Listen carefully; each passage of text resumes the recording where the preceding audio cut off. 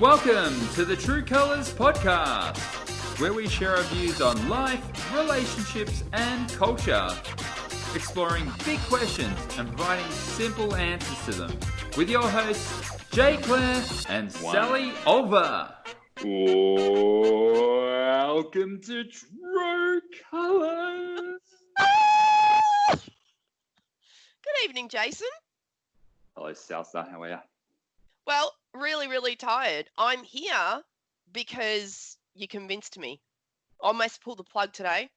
I was like, I'm underprepared. I'm going to disgrace the show. Because we are professional podcasters. We are. Well, we take pride in what we do, right? We care. We prep. We respect the art. I think we do to the degree that we can.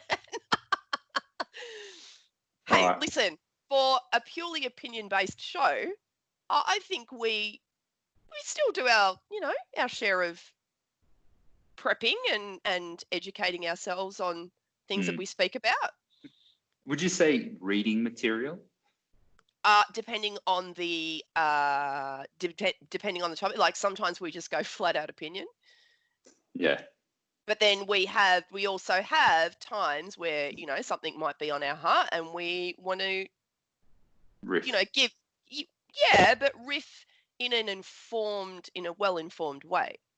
I think if there's a topic of conversation that you don't really understand and that we're going to talk about, how much time do you reckon you dedicate to catching up on average? 5 minutes. No. Sound bites. Let's go to Wikipedia. What does Wiki say? It depends on the topic, bro. Like it really does. I think generally speaking, everything that we speak about, we are pretty well informed. Well, when I say well informed, we have a well-formed opinion. Like we don't really just throw things out that we don't care about or we haven't discussed before. What I was going to say, speaking of opinions though, seeing as we are both very talkative people, we know a lot about words, and funny enough, overused words. Overused words. Can I just ask, how does that make you feel, Jason? Like an overused sentence. How does an overused word make you feel? I can tell you how it makes me feel. Look, highly frustrated is what it makes me feel. Yeah, I think it depends on the overused word. So I'll categorize my overused words. Bring it. So I'm going to start with probably two of the strongest words that I believe exist in so this is a one word, but it kind of makes sense what I'm talking about.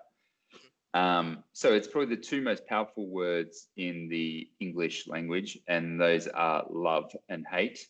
Ooh, hey, good one. Yeah. So I believe that they're overused in a sense that they've lost their meaning. A lot of these overused words for me are about losing meaning, right? That's why they've become overused, because I love that. Nah, you don't love that. Yeah. You just kind of like it. Really Oh, good. I hate that guy. It's like, I hate the strong word. I don't think, strong word. I like this angle. Yeah, come on. So I think the word love should be used in extremely rare moments where you actually mean it. So when I said, I don't know if I said last week, but if I didn't, I love my job. I love my work. That's the true statement. I love my wife. I love my kids. I'm not saying they're all the same kind of love. Like my work to my wife and kids is very different, but there's a love there. So you don't say, you had a good meal. I loved that meal. Right. If you did, if it was the best meal you've ever had, right, loved it. Okay. Apart from best meal ever had, loved is not needed. And hate, the only time the word hate should be used is in extreme circumstances, I believe. Hate is hate is a very strong word. It's a horrible word. It's So a when someone says, venomous. I hate that, or even I think where they use it in, I think my words have a common string, but even when people use it in terms such as hate speech, and it's one of the most overused combination of two words I've ever heard, hate speech. I'm like, what does that mean? Those words are violence. I'm like, the only violent words is me saying I'm going to bash your head in. That's Yes. That's a violent word. Apart from that, there's no violence in a word unless it's actually violent. Well, I think what they're saying is it's abusive. It's abusive language. So although it's not physically abusive, it's emotionally harming. And I have to say that I love that you bring up this love and hate thing, because we had a teaching at our youth group. We had it a few weeks ago, and there was a revision about it last Friday. And biblically, there are, when you're like, I love my pastor, I love my wife, I love it. So biblically, there are actually 4 types of love. Okay, so storge is like an empathetic love. What was that word? Storge. So STORGE is an empathy bond. So that would be the love that you have probably for your child. Okay. Philia is a friend bond. So that's the love you and I have. Okay. Romantic love is eros, which is like the love that you would have for your wife. And sorry, storge empathy, that's probably going to come under your I love pastor and I that, I think. Hang on. Anyway, so eros is romantic love, and then agape love is unconditional. That is God love, which is all merciful, all kindness, all, you know God what I mean? love. Yeah, God love. That's a strong love. That's some strong love, right? But so if you go to the Hebrew Bible, the way that it was initially written, like those loves, when love came up, it was written in those words, so you could categorize. But now in our English language, we have one word that's kind of encompasses all of it. So you're right. We say, I love a Snickers bar. I mean, we're only human. And then we love our spouses, but surely I see. It's very different. So there's even levels of love to an extent. Well, there's different types of love, but different languages categorize that love. Ours doesn't. So there's a different kind of word for that love. Or we've just become lazy, which is a lot of what we're talking about, overused words. We've become lazy and saying, instead of saying a Snickers bar, saying, I enjoy a Snickers bar. The truthful version of what's happening right now. You enjoy it. You don't. I enjoy a Snickers bar. I appreciate my friend. I love my wife. You feel me? Do you know what I mean? Yeah, like, I think what would be a definite love item for you? You. No. Like as in, like like an object or a food or something like that. What would you say? What do I just love? But I love so much. I'd have to say, I know it sounds a bit cliche, but music. Oh, yeah. Okay. Music. Yeah, I get that. Do you know what I mean? So so really what I should be saying is I'm passionate about music and I love my child. You know what I mean? Segue? Did you just segue into passionate? Is that on your list? Oh, passionate didn't make the list, but guys, It's in the love category, really. Passionate's overused. Yeah, but no, that wasn't. No, I like that. What was your next one? That was good. No, you go next. We'll spar. Spar. Okay. I think one of the most laziest words in the modern day vernacular is amazing. Bro, it's You know what amazing is? overused. It's too much. Like seriously, it's I think amazing is the love of good things.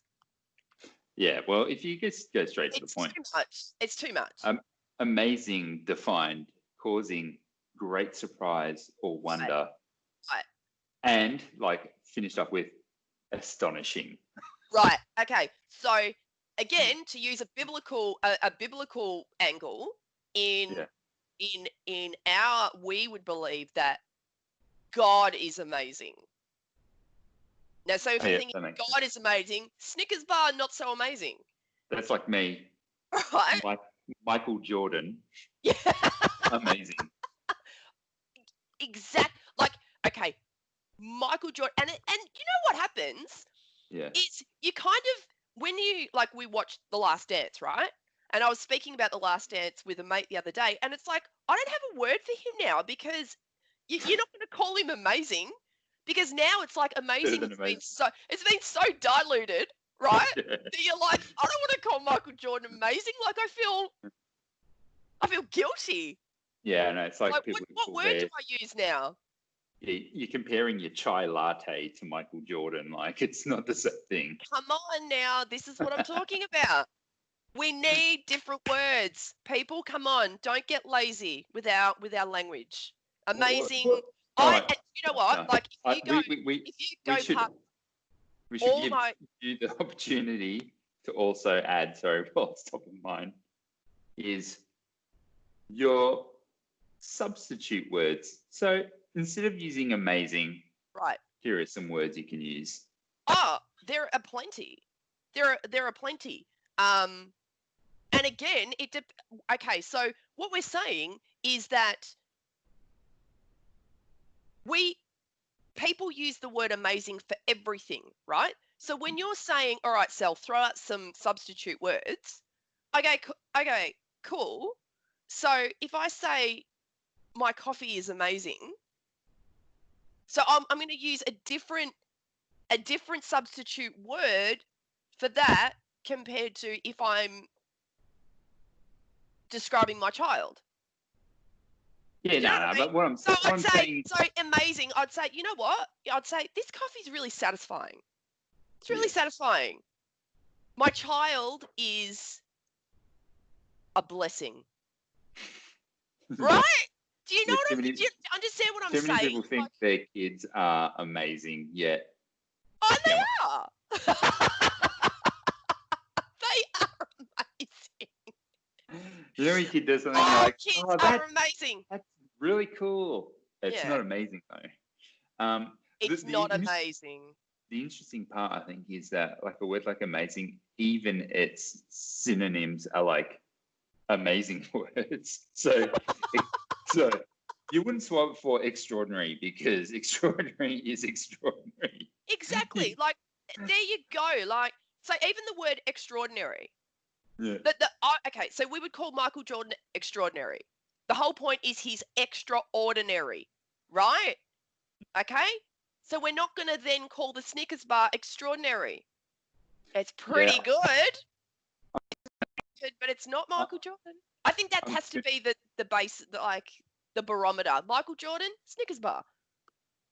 I'm just going to add that we don't need to talk about my next word because we basically just spoke about it because my word was awesome. And That was on my list. That was on my list. I think awesome, amazing. There you go. It's the similar vibe. So It's similar. awesome. This is remarkable, wonderful. There's all these words that they actually mean a lot. There almost needs to be like, what's the in between amazing and good? Fantastic.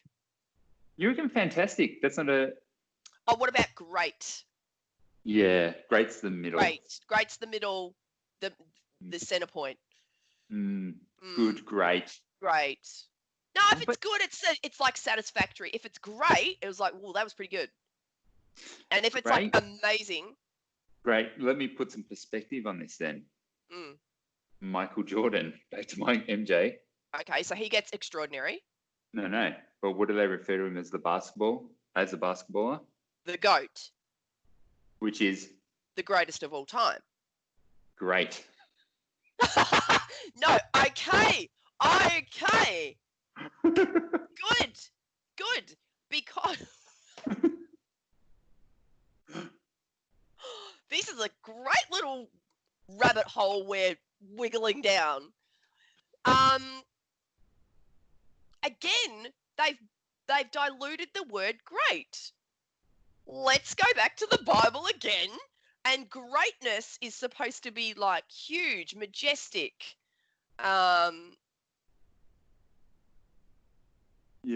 Huge. So it's not really the in-between word, is it?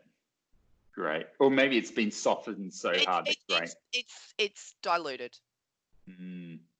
But Yeah, when you word say right the now. greatest, I think the structure of the term greatest of all time, that kind of takes it to the level.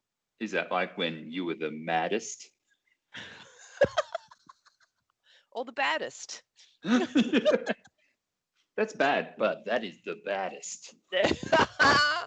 Yeah, awesome. Really good one. I like that, and I had it as well. So does that mean it's back to me? Yeah, so awesome. Yeah. That's Okay.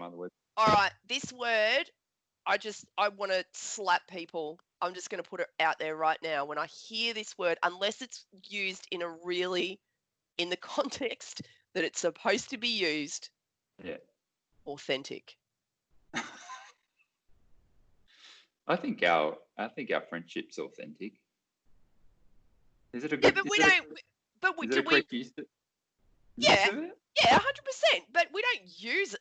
We don't say it's authentic. Mm. We use other words. So it's like this. You know what? Authentic is the coriander of words. It's like, where did that come from? The coriander of words. It is. It's like, where did that come from? Like, it's everywhere now. I can't stop. I can't unsee authentic. Authentic Indian cuisine. What do you mean? What's the other stuff I've been eating?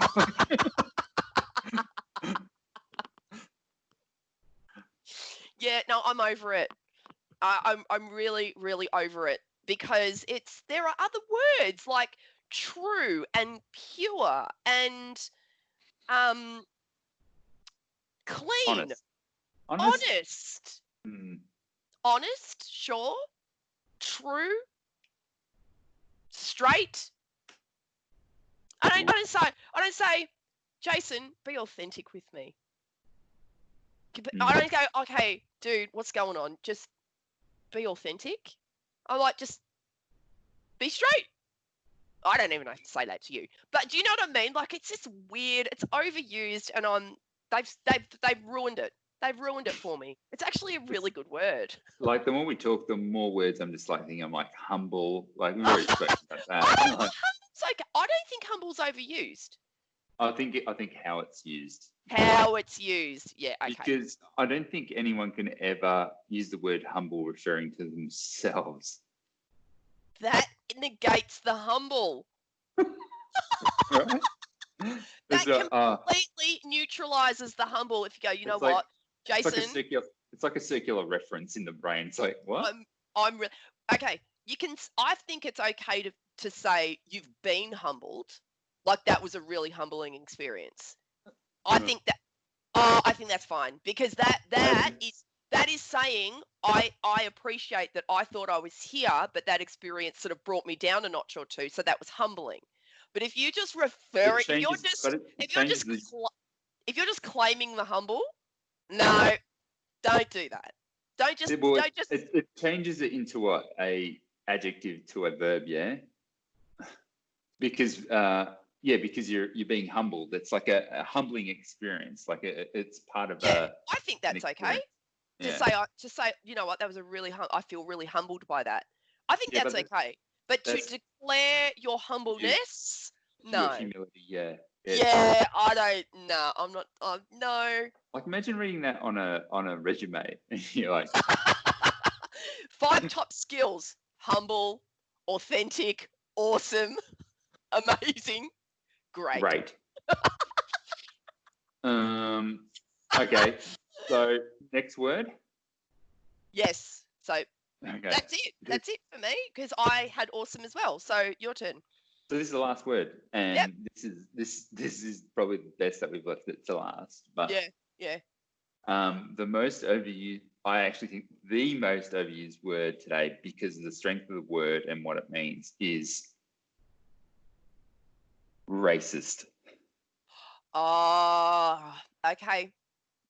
And what I mean by that is that Yes, that's no, almost one of those things. that's good, Jason. That's really good. Come on, tell us why.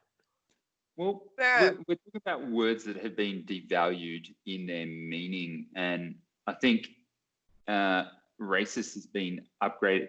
Bad has been upgraded to racist or something. Like, do you know what I mean? Like, it's like a bad thing. It's not. My kids call each other racist. So, like, if like, oh, I don't know, pass the salt. No, you're being racist. I'm like, That's exactly. See, that's what it's turned into. You don't know what you're talking about. Like, why are you saying that? And they just go, you're a racist. It's a massive accusation. It's huge, right? So, if anyone ever calls somebody that or something, you're racist, that's racist, you need to explain why, and not many people do anymore. It's just blanket racist, and I think people just want to draw that line in the sand. No, racist, not going. And this could be racist saying that. And you know what the weirdest part? I think who overuses it the most? Who? Who? White people. Right. Okay. So I think it falls back into that politically political correctness. Yeah, and I guess that's wanting to virtue signal. Listen, it's man. But I think where it's when it actually is that's when you call it that. Like, so, you think about let's give an example of racism. Okay, just simple ones. So you turn back the clock 60 years and you go back to America they had civil rights movement. So when there was still segregation, that hating on a black person and not letting them sit on a bus and drink from the same fountain. Oh, that's blatant. Yeah, that's racism, right? That is blatant racism. Yes.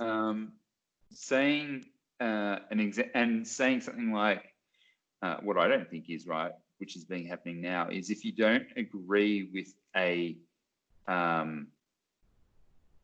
so Black Lives Matter as a sentiment, I agree. As an organization, after I've really studied the organization and basically their Marxist values, and they state clearly in their values that they want to topple capitalism. They want to destroy the nuclear family, and they want to topple Donald Trump. Like, I don't know why they put that in there, but these are values that don't align with my values. So I can't. I think we need another show on that, because I wasn't aware of all of that.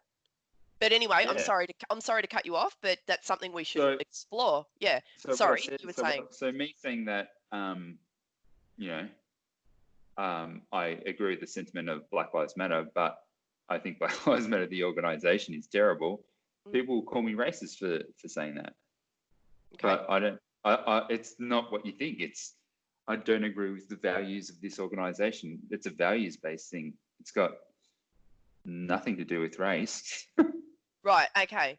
So my understanding, and that's good. That's good that you raise that, because my understanding is something else when I hear about Black Lives Matter, and I'm like, yeah, of course they do. Like, but so do white lives. So do Well, I heard a great.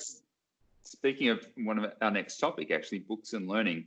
I'll segue into it using this, but one of my favorite authors, and just people that I've discovered a lot over like the last 4 or 5 years, a guy called Scott Adams, a really interesting guy actually. So I think he'd be in his mid 60s or something.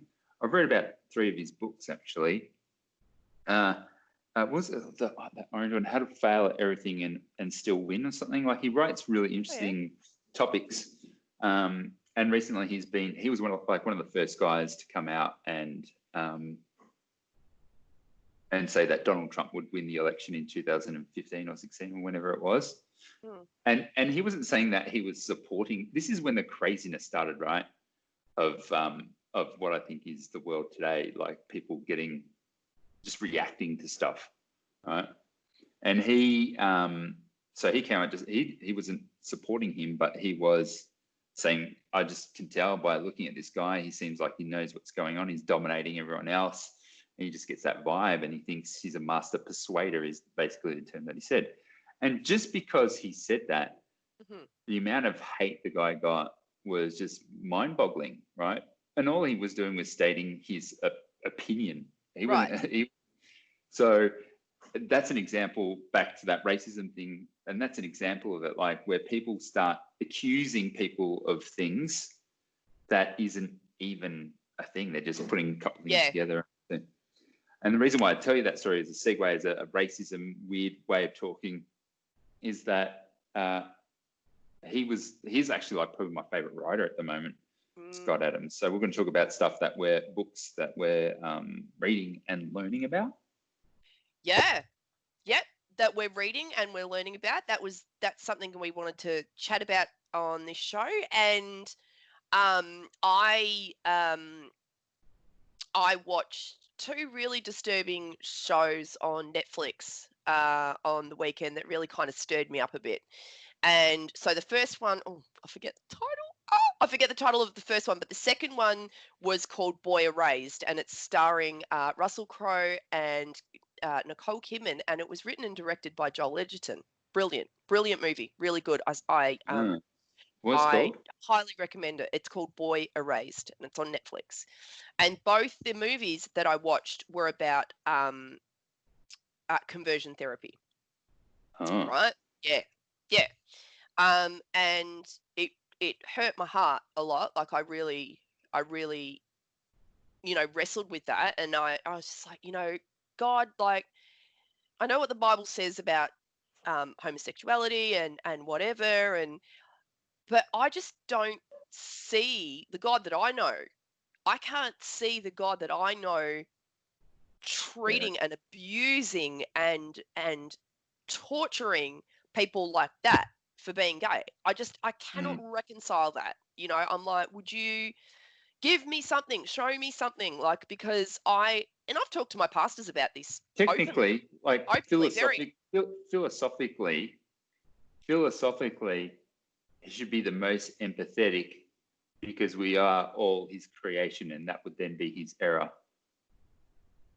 Well, I'm not going to get into all of that because that's a whole show in itself, right? No, well, that's what I'm saying. That would be a contradiction of what it said in the Bible. I understand what you're saying. So you're saying if he was hateful towards the gay community, then I'm just going to refer to him as the gay community, because I feel like whatever abbreviation I say is going to be wrong, and I don't want to offend anyone. That's a good point. Really, really don't. And I'm just like, I just can't see you being like that, Lord. Like, I just can't, give me something, show me something. And anyway, I'm on the phone to one of my girlfriends yesterday. We had beautiful 2-hour-long conversation just about life. It was great. And just right at the end, she goes, "Oh, Sal, I'm reading this book at the moment. It's called Gay Girl, Good God," right? And it's written by an African-American hip-hop artist, right, of all things. So she's an incredible writer, and I'm only 3 chapters in, so I really can't give you, much context yet. But it's been approved, and it's being promoted by the Gospel Coalition. And sorry, can you explain to me what the Gospel Coalition is? So I think it's like, it would be like, my understanding is it would be like a group, or a Christian group. You know, I can research that more if you like, but did they publish it, or anyway, I don't have all those like nitty gritty So facts, but are they like a kind of like a publishing house, but more focused on religious based let's have a texts or look. something? Who is the Gospel Coalition? That's really interesting. And exists to equip the next generation of believers, pastors, and church leaders to shape life and ministry around the gospel. Okay.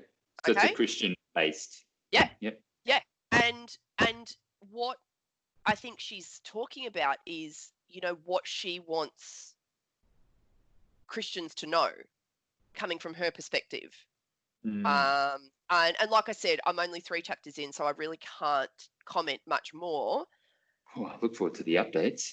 Yeah, I do. And I was just, because my girlfriend said to me, she goes, "Oh, you would love this. Like, she's a poet. Like, you'll love the way it's written." And I was like, "Oh, great, great, great." And then I've turned it around, read the blurb. This hip hop artist, whatever. I'm like, what? Come on. That's crazy. This is so good. So it's called Gay Girl, Good God. And it's a good one. It's good. I'll let you know. I just had epiphany. What? We've turned into Margaret and David. That would be overusing a word. Why did they stop? I loved those guys. Because they're old. They're like trying to not get coronavirus at the moment, those people. I loved them. Anyway, okay, that's enough from me. What about you? Or is it you've covered your book? No, well, I haven't been reading much of late, even though, but I did have a massive run last year, actually, where I read. So good. Read. What do you classify digesting audiobooks as? Absolutely fine. I think it's I don't do it a lot, but what I do when I do the audiobook thing, I really like that I can still learn while I'm driving, or I'm doing housework, or sometimes I want to read but I'm so exhausted. I just, to have it read to me is really convenient. But I will always come back to the pages. I'm a pages girl. Yeah, probably like between Jan and June last year, I went through probably like 33 books in half a year. Oh, come on. Yeah. Yeah, so like, and I had this goal of doing like 10,000 steps every day. So every time I went for a walk, I was listening. Every time I was driving to and from work, which is probably 45 minutes each way. So I was basically digesting approximately, I don't know, 2.5, 3 hours a day of words. Learning. So yeah, every 3 days, I was kind of getting through a book. I think it was something like that. And do you find that you can still process the information as well, hearing it as reading it? Yeah, 100%. Okay. Yep. Well, yeah, absolutely. Go for it. It's the same thing. Weirdest part though is like how much books you don't retain. I think you remember like the really good bits, but you've like read 90,000 words. Yeah. and you keep maybe 500. I think we retain what's relevant to us, what's most relevant to us. Yeah, that makes sense. You know what I mean? Like if you're like, oh my gosh, like I heard the most incredible analogy today about therapy, about counseling and therapy. I was talking to a friend, and one of her psychologists said something to her that gave me goosebumps. I was like, that is the most brilliant like analogy of therapy that I've ever heard. And she explained it like this. She was saying, therapy is like surgery. So you can't just go in and just start hacking away at a body. If what you need to do is you need to prep the area that needs to be operated on, right? And you need a qualified, experienced person to be doing this procedure. It needs to be prepped, and then it needs to be clean, and then you need to make the incision, and you make the incision. Now it's exposed. Now you need to, move things around or take whatever out or heal, like do what you have to do. Then you have to sew it back up. You need to clean it again. Then you need to disinfect, blah, blah, blah. Then it needs to heal. As it's healing, it becomes a scar. Then the scar is easier to manage, like with creams and balms and whatever, right? But like that kind of description, like that's just, for me, I was just like, that is brilliant, because it just confirms that like therapy and that sort of thing isn't something you can just like go headfirst into and then not do the appropriate work afterwards in order for that to stick. So therapy, in the analogy, is almost a surgery. It's a surgery. And the healing process attached to that. Yes. Yeah, that's interesting. That does make a lot of sense, actually. It's like that. Well, the way she explained it was even better than I just explained it then.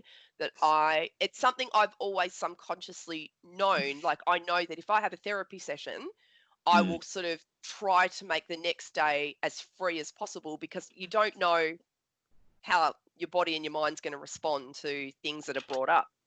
So in that analogy, so like in therapy, if you've got a specific problem that you want to get through, those first few sessions are the surgery, and then the back of that is the getting on the mend. Yeah. Yeah, and that takes time. And all that to say is, when we're reading books, we are going to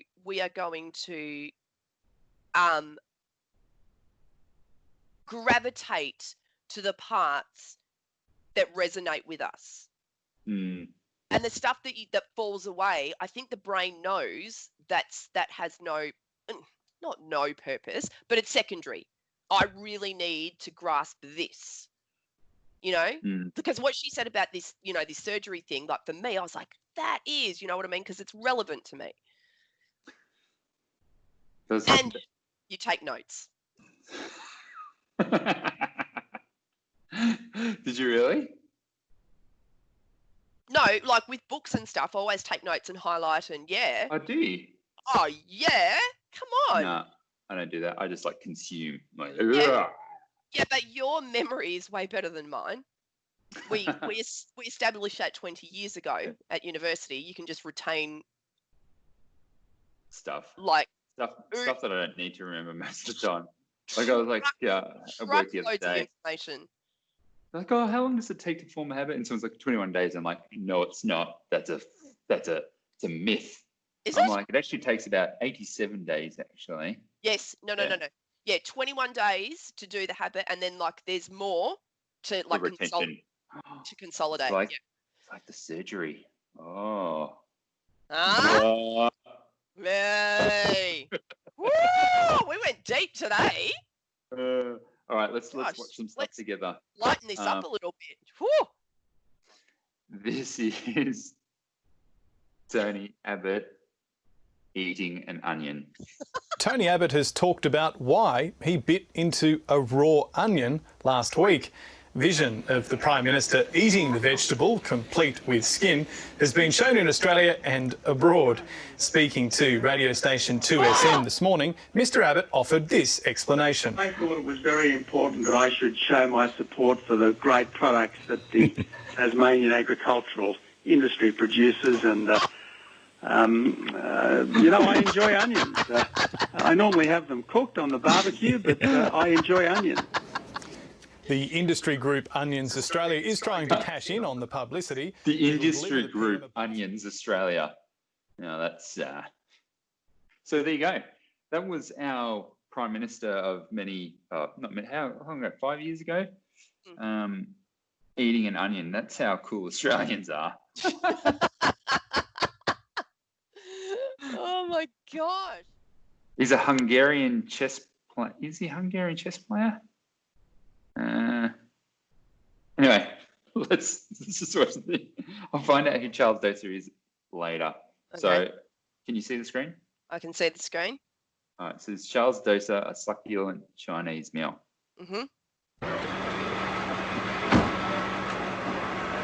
You just assured me that I could speak.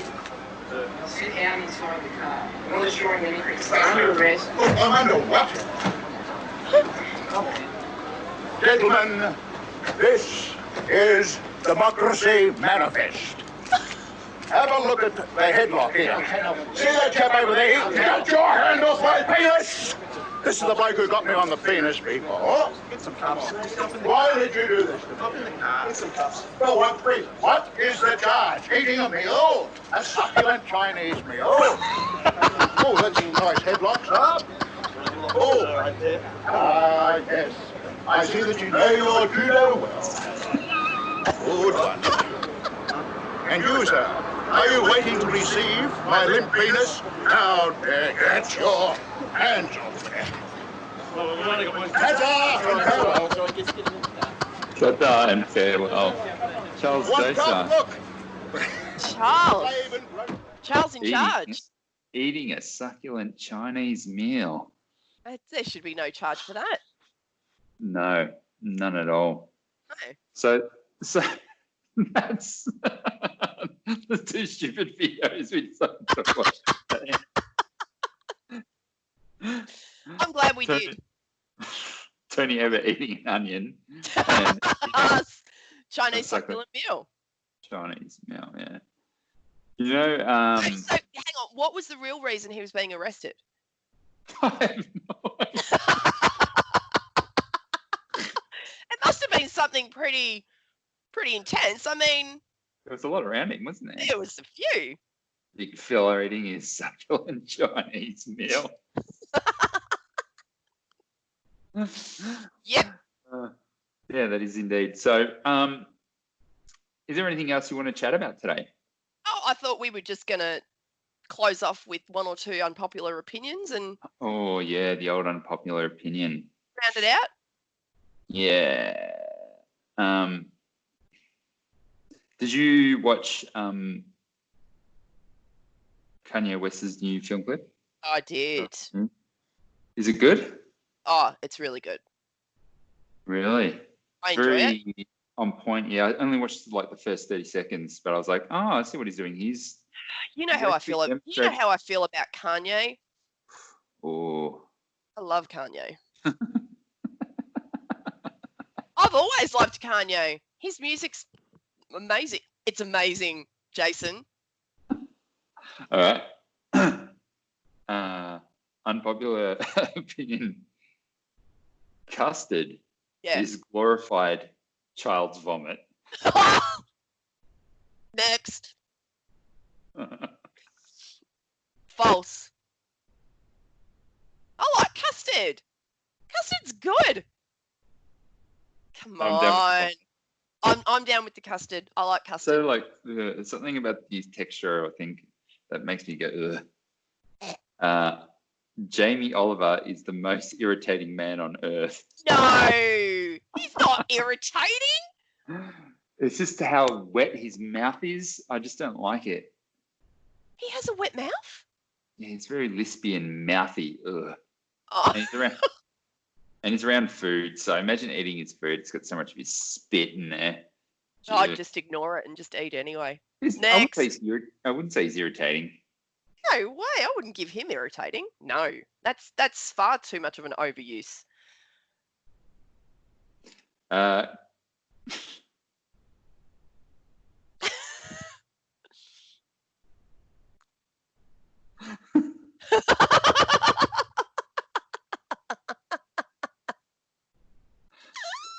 I'm like some of them. I'm like, I can't actually even read them.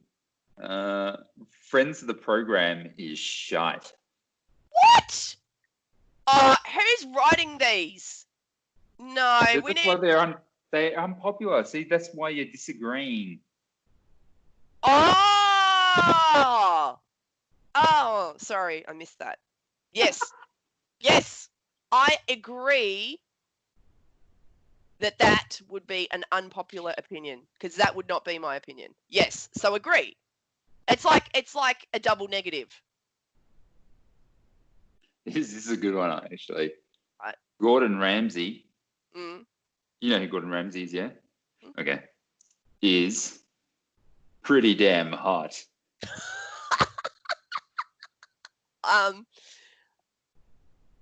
He's the man. All right, come on, out of 10, what's Ramsey? I don't know. I only have eyes for one. Yeah, I know that you're married and you have a beautiful husband, but Yeah. what's Ramsey out of 10? Well, I don't rate older men. He's not much older than you, dude. No, look, Let me check that. I might be off. He probably is. No, I might be older than him, Jay. Dude, he's only 53. Yeah, well, yeah. No, to me, Like, like, I like how once you're that in the, I just feel like once you're in the dad category, that's okay, no judgment, but you're in the dad category. So there's like no rating in I'm dad pretty sure category. Brad Pitt is a dad. Well, everything is different for that guy, right? Gordon Ramsay. Yeah. Oh, he's good. He's great, but I just wouldn't like. I like where this trend is going. Jason Momoa isn't all that hot. Who's Momoa? Jason Momoa. Just searching on your computer. Is he Hawaiian? Jason Samosa. Haha. Oh, oh man. Oh yeah, I could have said that. Okay. So was he on Game He's of on Thrones Game- as well? Yeah. Yeah, right. So all I can see is Horseman.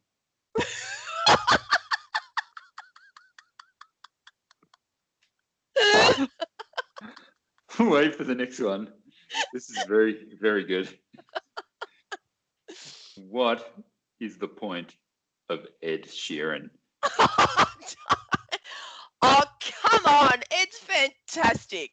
What's the point of Ed Sheeran?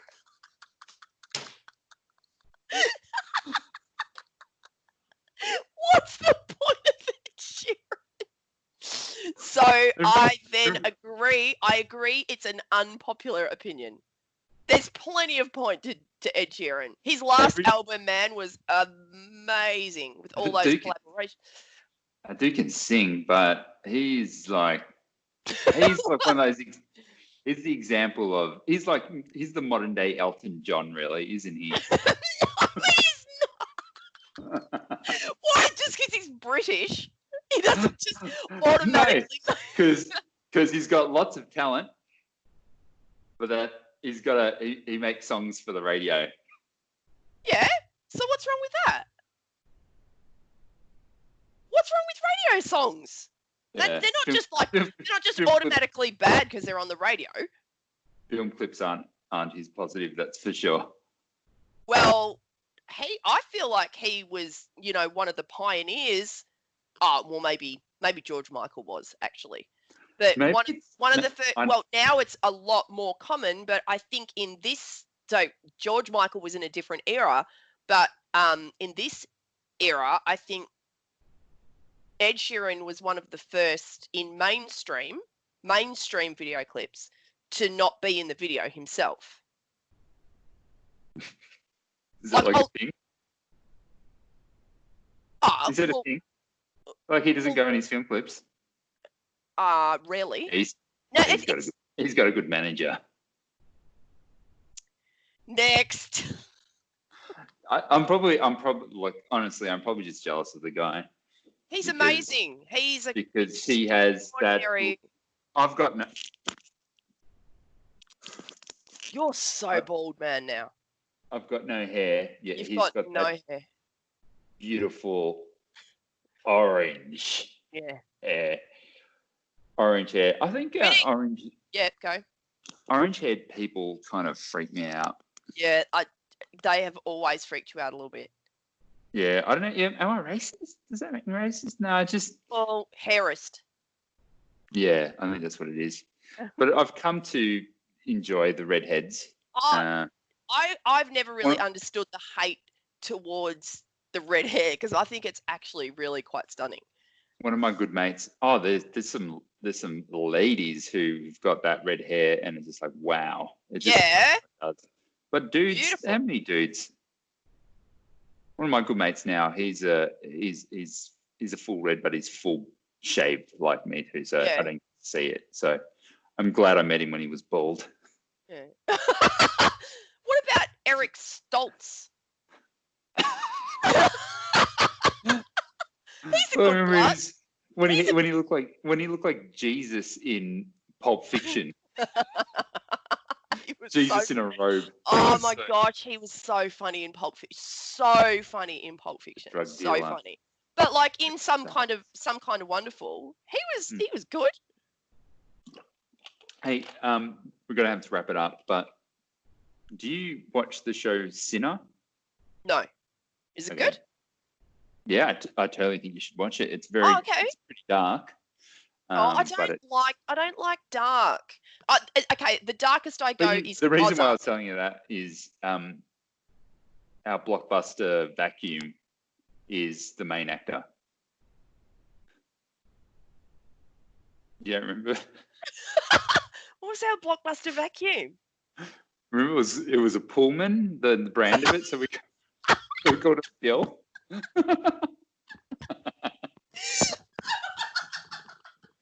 Go and get Bill.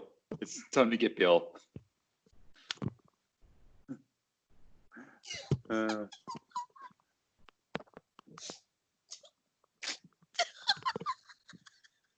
Yeah, true story, everyone. We had a vacuum at work. His name was Bill. Go and get Bill. Oh, on that note, that's the funniest thing I've heard in weeks. Bill. Watch the show. It's good. He's really good in there, actually. Yeah. I highly recommend it. Was he as good as he was in Sleepless in Seattle? That's what I want to know. You just got the movie wrong. What? While you were sleeping, come on. And Sleepless in Seattle. What was he in Sleepless in Seattle? The husband, Walter, wasn't he? Was he? Come on, Bill. I was showing. Bill Pullman in Sleepless in Seattle. Oh, he is too. Yeah, come on. I know that movie, man. Ah. Hey, I know my 80s movies. Come on. Bill Pullman. Bill Pullman. He was Walter. He was the one with all the allergies in Sleepless in Seattle. I remember now. I love that. You got it wrong. I think you mean while you were sleeping.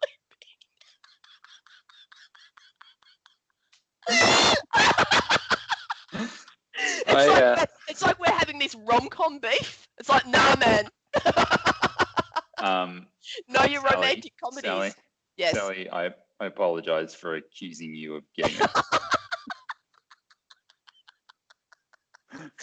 We've gone from surgery to onions to rom-com fights.